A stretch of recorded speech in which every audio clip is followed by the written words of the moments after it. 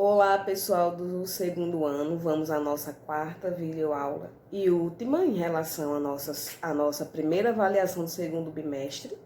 Vamos fechar, então vou fazer de forma mais resumida esse assunto, até porque já acumulou bastante, mas está bem simples também. Na aula passada e a última videoaula, a gente viu dilatação linear dos sólidos, é quando o material ele é aquecido e se dilata, porém a gente dilata, aumenta de tamanho. Porém, vemos esse aumento de tamanho em uma dimensão apenas, por isso que é linear.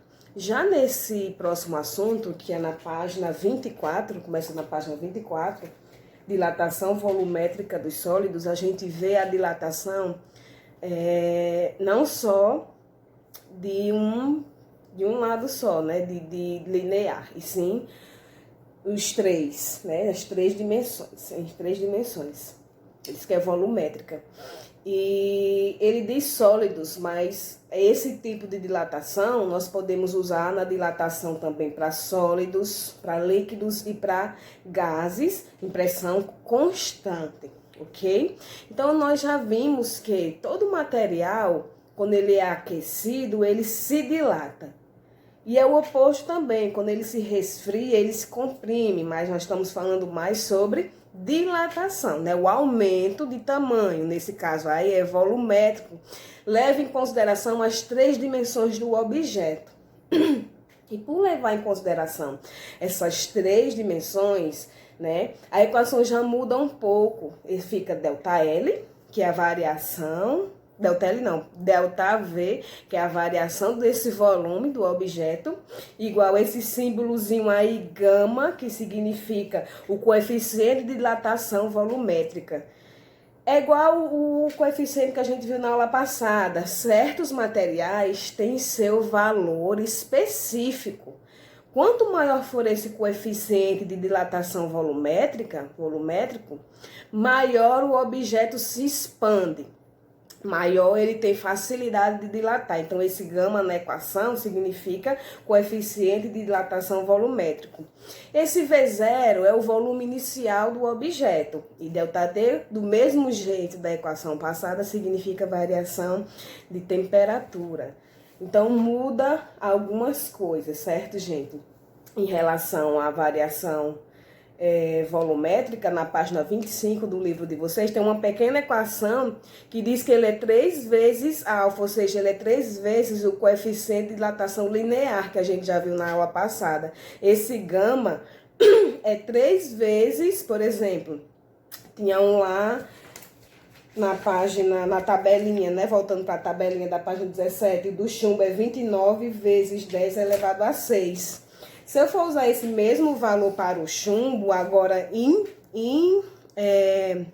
dilatação volumétrica, a dilatação, o coeficiente de dilatação vai ser 3 vezes esse valor, porque de acordo com essa equaçãozinha que está aqui, ó, gama é 3 vezes o coeficiente de dilatação linear que a gente já viu anteriormente, ok? E como eu disse a vocês, dilatação volumétrica dos sólidos cabe também para líquidos.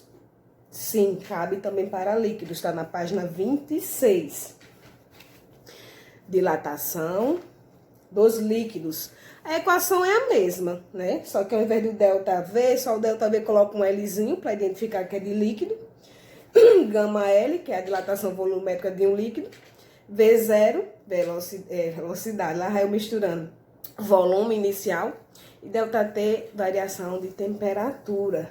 Porém, quando nós estudamos dilatação de líquidos geralmente em laboratórios ou no dia a dia, ele é confinado em um recipiente, não é isso? Ele é confinado no recipiente. Então, quando ele é aquecido, tanto o líquido que está confinado se expande, se dilata, como o objeto que o contém, o recipiente, também se dilata. Ele dá um exemplo no livro de vocês de um carro. O carro, quando ele está totalmente abastecido, em um dia muito quente, o combustível ele sai pelo ladrão, que é um dispositivo que coloca o excesso de combustível para fora. Meio também de, como é que diz, de proteção, para o carro.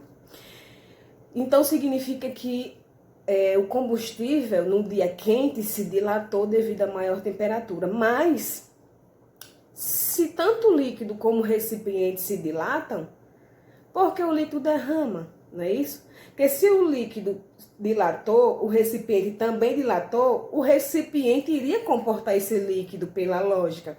Porém, líquidos se expandem muito mais do que materiais sólidos. Ok? Por isso que muitas vezes isso acontece.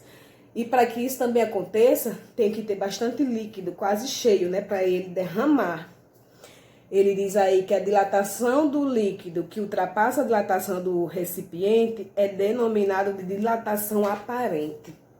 Quando o líquido ele se expande em um recipiente, numa vasilha, quando você está, por exemplo, colocando leite, né? Chega uma hora que o leite começa a ferver e a se expandir.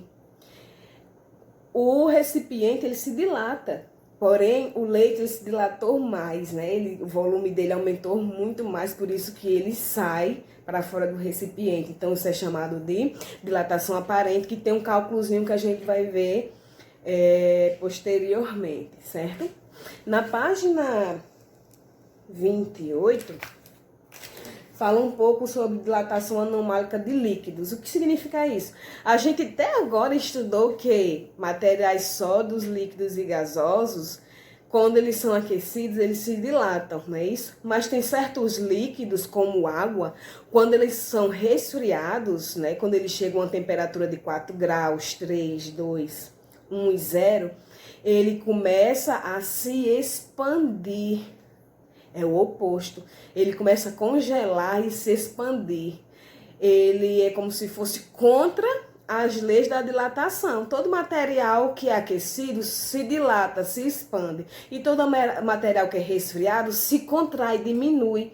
Porém, existe esse tipo de material, principalmente a água, que quando é resfriado, ao invés, ele diminui, mas quando chega a baixíssimas temperaturas, de 4 para baixo, ao invés de ele continuar diminuindo, ele vai aumentando.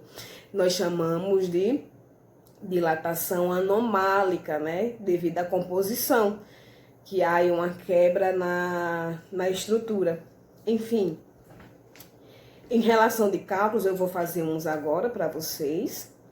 Terminamos o assunto de forma resumida, certo?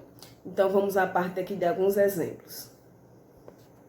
Vamos lá, pessoal do segundo ano. Aqui eu coloquei um exemplo simples, no qual o volume aqui vai ser dado em litros. É um recipiente que contém 4.000 litros de um líquido, não disse qual. Inicialmente, esse líquido está a 20 graus Celsius. Em seguida, essa temperatura aumenta a 30. E o coeficiente de dilatação desse líquido é de 2,1 vezes 3, a 10 a menos 3 graus Celsius a menos 1. Qual a variação desse volume? Então, vamos lá. Substituindo os valores que nós temos. O volume inicial, 4.000. Deixa eu colocar aqui ΔV. 4.000 litros. Então, eu já sei que a resposta do volume vai ser dada em litros. Aqui é a dilatação de um líquido. Gama, que é o seu coeficiente de dilatação, é 2,1 vezes 10 a menos 3, multiplicado por ΔT. ΔT é a variação de temperatura. A temperatura final menos a inicial. Qual foi a final? 30. A inicial foi 20. Então, vocês vão fazer 30 menos 20. Vai dar 10. Então, multiplicando tudo isso, 4.000 vezes 2,1 vezes 10. Daria 84.000 vezes 10 elevado a menos 3. Ou, eu posso colocar, como aqui eu tenho uma menos 3, eu posso descer 3 casas. 84 litros. Ok? Bons estudos.